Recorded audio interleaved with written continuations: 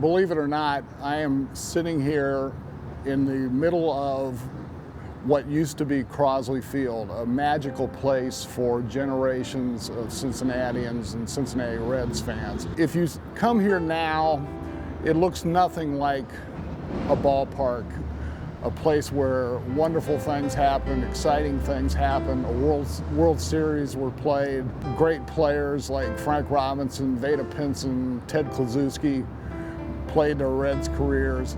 It's an industrial site now, but there are still little traces of it, and if you have the memory and you've been to Crosley Field, you can walk this ground and recognize things that will remind you of your childhood and an innocent day in baseball when it was all about going out and playing the game. This is the place where great pitchers for the Reds like Jim Maloney, Bob Perky, Jim O'Toole.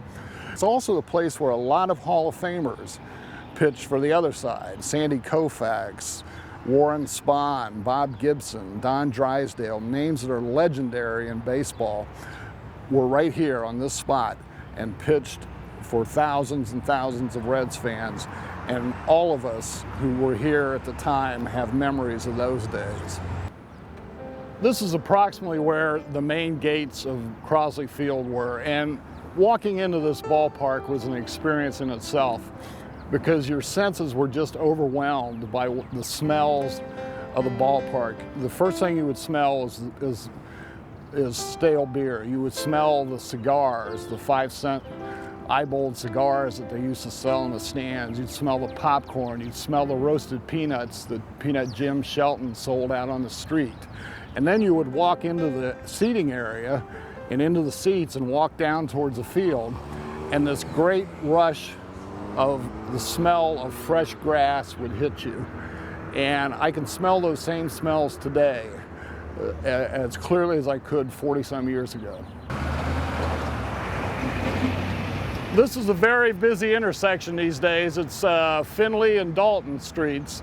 But back in the Crosley Field days, about right here is where you would find, before every game, Peanut Jim Shelton in his stovepipe hat and his tails with a cart where he did fresh roasted peanuts, and he'd bag them for you, he'd roast them, and you would take this warm bag of peanuts straight into the ballpark. It's not like it is at the modern ballparks where you're buying bags of peanuts that have been processed and shelled and bagged, you know, hundreds of miles away. Peanut Jim would do it right here in front of you and put them in a bag for you, and they were delicious.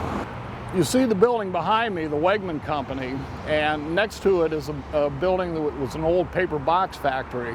When you sat in the seats in Crosley Field, just about from anywhere, and you looked over the bleachers, you would see those two buildings.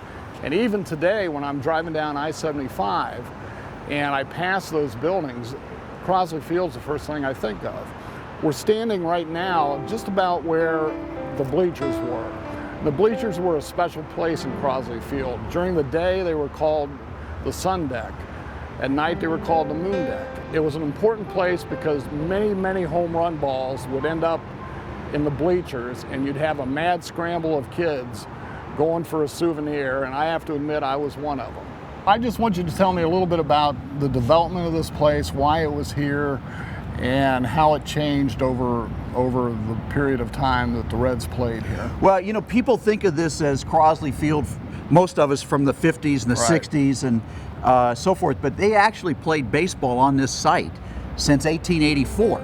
And when you think about the history of this site in terms of baseball, I mean, every great baseball player practically that ever played at some point set foot on this hallowed ground. And one of the great physical changes in the ballpark was the addition of the light towers in 1935. So you have the very first night game play here in Major League history. And then to have these big light towers in here illuminating that green grass. I mean, you've talked to people, they said it was just a miracle. They'd walk in, they just took their breath away. There was a newspaper account of that first game that I read one time where the sports writer described a fly ball as looking like a pearl on velvet. Yeah. Well, it was a marvelous place, and it's a place that will not ever be forgotten.